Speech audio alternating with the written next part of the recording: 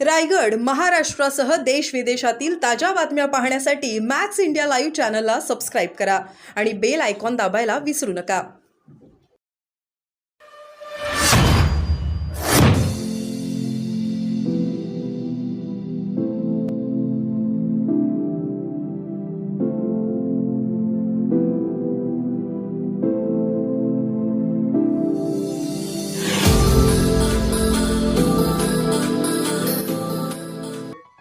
घडलं विशाळगडवर, विशाळगडच्या पायथ्याला.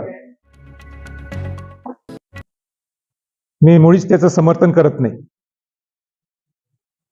पण हे घडलं का ह्याचे कारण तर शोधायला पाहिजे.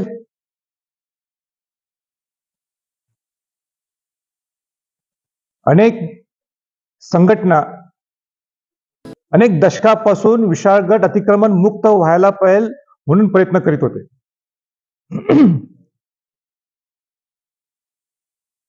1.5 वर्षाच्या अगोदर 4 डिसेंबरला मी आणि सर्व शिवभक्त आणि अनेक संघटना सगळी आम्ही एकत्र विशाळगडला गेलो होतो. विशाळगडची परिस्थिती पाहिली. इतकी महाभयानक परिस्थिती तिथं आहे, आजही आहे. मला परत एकदा सांगायचंय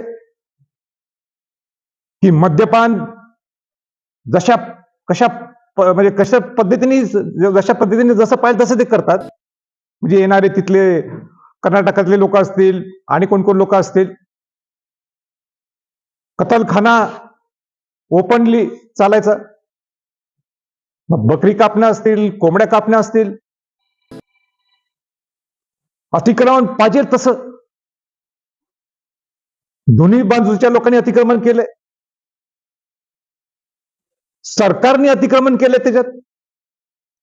माझा प्रश्न सुद्धा सरकारला आहे, प्रशासनाला माझा प्रश्न आहे.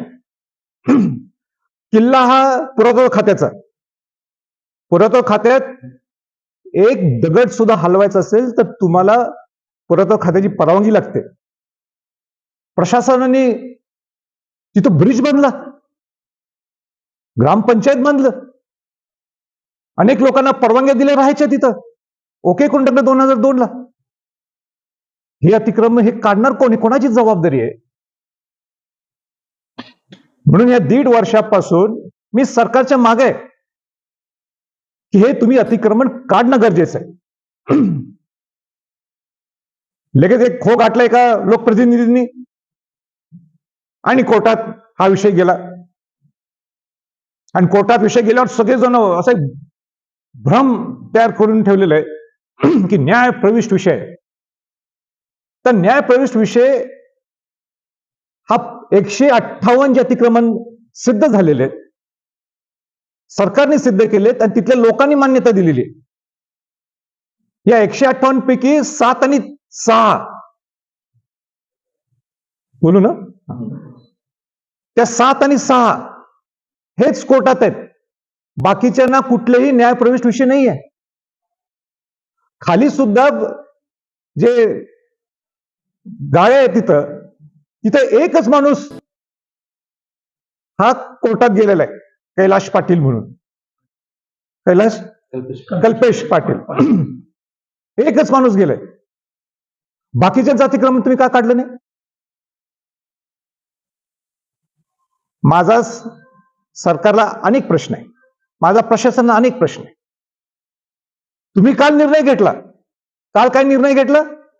आजपासून तुम्ही अतिक्रमण सर्व काढलं जाईल. घेतला ना निर्णय तुम्ही? शिवभक्तांच्या आक्रोशामुळे असेल तुम्ही निर्णय घेतला. मग निर्णय तुम्ही घेऊ शकता की अतिक्रमण आम्ही काढू शकतो, मग अतिक्रमण तुम्ही या 1.5 वर्षात का काढलं नाही, हा माझा प्रश्न आहे.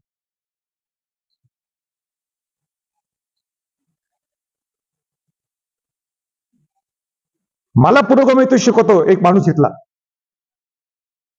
इथला स्थानिक नेता, पालकमंत्री मला पुरोगामित्व शिकवतो. मला कोट करतो संभाजीराजे म्हणून. माझा प्रश्न आहे ते ना की 1.5 वर्ष हा विषयच न्यायप्रविष्ट नसल्याने तुम्हाला कोणी सांगितलं न्यायप्रविष्ट विषय? मग आज परवानगी कशी मिळाली? म्हणजे जिल्हाधिकाऱ्यांना वाटलं म्हणून तिने घेऊन टाकले का?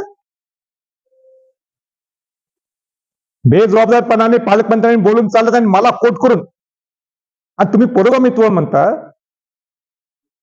शाहू महाराजांचं पुरोगामित्व मला शिकू नये, मी त्यांच्या घराण्यात माझा जन्म झाला. हो, भीमा कोरेगावचा ज्यावेळी संकट निर्माण झालं होतं, मी बोलणार आहे पार्लमेंटमध्ये, मी पार्लमेंटमध्ये संसदमध्ये बोललो. शरद पवार साहेबांनी मी बोलले. मत आहे, तुम्ही मला विशाळगडला येऊनच का दिलं? काय येऊन दिलं मला प्रश्न? का परीक्षा बघितली तुम्ही? तुम्हाला द्यायचा होता ना निर्णय द्यायचा होता ना तुम्हाला, की अतिक्रमण आजपासून आम्ही मुक्त करू, आम्ही अतिक्रमण काढू. का माझी परीक्षा बघितली तुम्ही? काय शुभक्तांची परीक्षा बघितली? राजे, ज्या पद्धतीने कोल्हापुरामध्ये दंडवत झाली होती, तशीच सदृश परिस्थिती तिथं निर्माण झाली होती.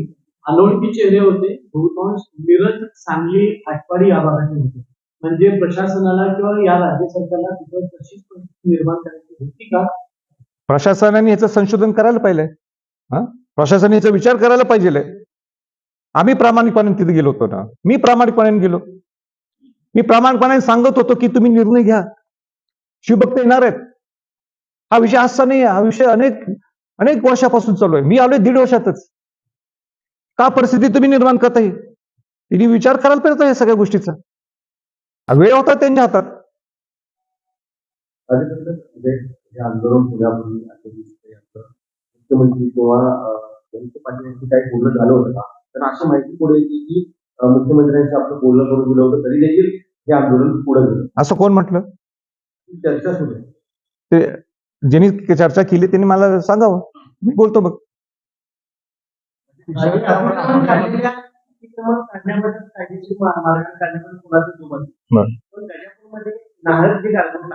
त्यामध्ये खरंच शिवभक्त होते का कोण बाहेरून आलेलं?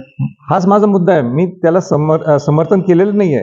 ह्याचा निश्चितपणाने त्याच्या खोलात त्यांनी जावं, आणि खोलात जात असताना हे का घडलं, कशामुळे घडलं, ह्याला जबाबदार कोण आहे? प्रशासन हात वर करू शकत नाही हे काय काय घडलंय म्हणून. ही परिस्थितीच काय निर्माण झाली? तुम्ही काय केले? तुम्ही आत्मचिंतन करा ना. तुम्ही या 1.5 वर्षात का केलं नाही? आज तुम्ही हे देऊ शकता, आज तुम्ही अतिक्रमण काढण्यासाठी आदेश देऊ शकता, मग हेच तुम्ही 1.5 वर्षात का केलं नाही? 12 वाजता जाणार. काय म्हटलं? ज्या वेळेला घटना घडली विशाळगडावर, त्यावेळेला हे आदेश त्यांना मला माहित नाही. मी सरकारची बाजू मी काय मांडू शकणार नाही, किंबहुना प्रशासनाच्या मनात काय होतं मला सांगता येणार नाही. पण हा प्रश्न माझाच आहे की मी येणार होतो, त्यांना माहित होतं. पालकमंत्र्यांनी पुढाकार घ्यायला पाहिजे होतं, आज बोलतोय. पालकमंत्र्यांनी पुढाकार घ्यायला पाहिजे. जर जसं धनंजय म्हटले की पालकमंत्री ना जर हे माहित होतं ही परिस्थिती तिथं म्हणजे संवेदनशील होऊ शकते, मग त्यांनी पुढाकार घ्यायला पाहिजे होता.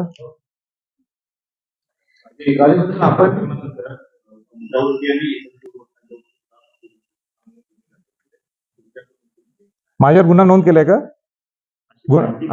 सर, गुन्हा नोंद केला असेल तर मी निघालो होतो शाहूवाडी पोलीस स्टेशनला. निघालो आता, इथूनच निघतो शाहूवाडी पोलीस स्टेशनला. नाही पण मी जातो, आणि गुन्हा मी तर काल बोललोयच मी.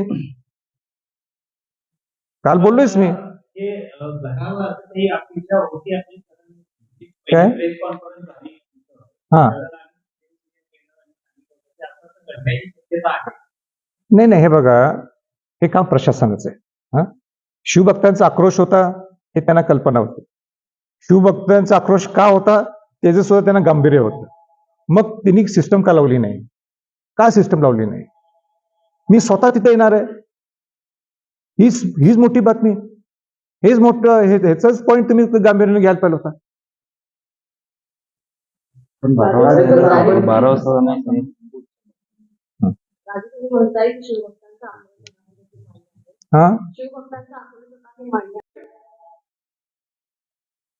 शाहू महाराजांची जयंती दिल्लीत पहिल्यांदा संसद भवन मध्ये जर कुणी सुरुवात केली असेल तर हा संभाजी छत्रपती आहे. आजपर्यंत एकदाही शाहू महाराजांची जयंती ही संसद भवन मध्ये पार्लमेंटमध्ये झाली नव्हती. ते मी सुरुवात केलेली. मला हे पुरोगामी तो शिकवतात. मला एक प्रश्न विचारायचा आहे. एक यासीन भटकळ हा अतिरेकी होता. अतिरेकी आहे. इंडियन मुजाहिदीन संघटनेचा तो सदस्य आहे. जर्मन बेकरी जो बॉम्बस्फोट झाला त्याचा मुख्य आरोपी आहे. 7-8 ठिकाणी ते आज भारतात जे बॉम्बस्फोट झाले त्याचा तो प्रमुख आहे. प्रमुख म्हणजे तो त्याचा मुख्य एक भाग होता त्याचा. हा यासीन भटकळ विशाळगडला राहिला होता ही त्याची नोंद आहे. एवढा मोठा अतिरेकी राहिलाय कुठे विशाळगडवर किल्ल्यावर. त्यावेळी हे महाशय कुठे होते? त्यावेळी यांचं पुरोगामित्व लपलं होतं आणि मला शिकवतात पुरोगामित्व काय. शाहू महाराजांच्या घराण्यात शिवाजी महाराजांच्या घराण्यात माझा जन्म झालाय आणि म्हणून मला काय पुरोगामित्व आहे मला पूर्णपणे माहित आहे. गडकोट किल्ल्यांचं मी प्रामाणिकपणाने काम करत आलोय आजपर्यंत. रायगड किल्ल्याचं आहे. तुम्ही किती गडकोट किल्ल्याला पैसे दिले तो? 5 कोटी रुपये मी विशाळगडला दिलेत पुरातत्व खात्याच्या माध्यमातून. रांगणा जिथं तारा राणींचं वास्तव्य तिथं होतं ते 5 कोटी सुद्धा कोणी दिले नाहीत. माझ्या प्रयत्नातून गडकोट किल्ल्याच्या पुरातत्व खात्याच्या माध्यमातून दिले हे ते दिसलं नाही. मग गडकोट किल्ल्यांसाठी मी प्रामाणिक प्रयत्न करायला नको? अतिक्रमण निघण्यासाठी माझा प्रयत्न नसावा? 1.5 वर्षापासून मी मागे त्यावेळी तुम्हाला 1.5 वर्षात पालकमंत्रीत्व तुम्ही असताना तुम्हाला किंबहुना आणि इथल्या नेत्यांना दिसलं नाही ते का? सरकारने सुद्धा का गांभीर्य घेतलं नाही? का प्रशासनाने गांभीर्य घेतलं नाही? जे तुम्हाला माहित होतं मी येणार आहे तिथं सगळे शिवभक्त येणार आहेत. आक्रोश आहे शिवभक्तांच्या मध्ये. का तुम्ही यंत्रणा लावली नाही? आक्रोश दाखवणार आहे शिवभक्त कारण का त्यांची जेन्युअनली तो अडचणीत आहे. अडचणीत आहे म्हणण्याविषयी बघायला लागलाय ना काय चाललंय विशाळगडवर. अहो ज्या विशाळगडनी शिवाजी महाराजांना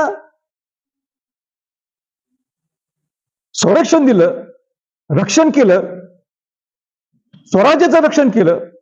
ज्या विशाळगडमध्ये छत्रपती शिवाजी महाराजांच्या बरोबर छत्रपती संभाजी महाराज, छत्रपती राजाराम महाराज, तारा राणींचं वास्तव्य होतं. अनेक राजधानीमध्ये विशाळगड ही एक राजधानी आहे मराठ्यांची. आणि या विशाळगडवर असा गलिच्छपणा जो चालतो तुम्ही सहन करू शकता? तुम्ही म्हणता संभाजीराजांचं पुरोगामित्व काढायला लागलं. अहो तुम्ही स्वतः तुमचं पुरोगामित्व काय तुम्ही स्वतः आत्मचिंतन करा. कुठनं पैसे इकडे तिकडे गडबड केलेत आणि जाताना दुसऱ्या महायुतीमध्ये आयुष्यभर शाहू फुले आंबेडकरचं नाव घेता आणि जातात तिसरीकडे. मला शिकू नये तिने आणि कोणी शिकू नये मला. मी प्रामाणिकपणाने करत आलेलो आहे. याच्या पुढे सुद्धा प्रामाणिकपणाने करणार. शिवाजी महाराजांचं शाहू महाराजांचा आदर्श घेऊन चालणार आहे संभाजी छत्रपती तसंच चालणार. आणि म्हणून मला स्पष्ट तुमच्या पुढं त्या गोष्टी बोलायच्या होत्या. अनेक वृत्तपत्रातनं सगळ्यांनी माझ्याबद्दल जे मी काही बोललो ते बोललेच सगळे. आणि तुम्हाला काही विषय प्रश्न असतील तर आपण मला विचारा.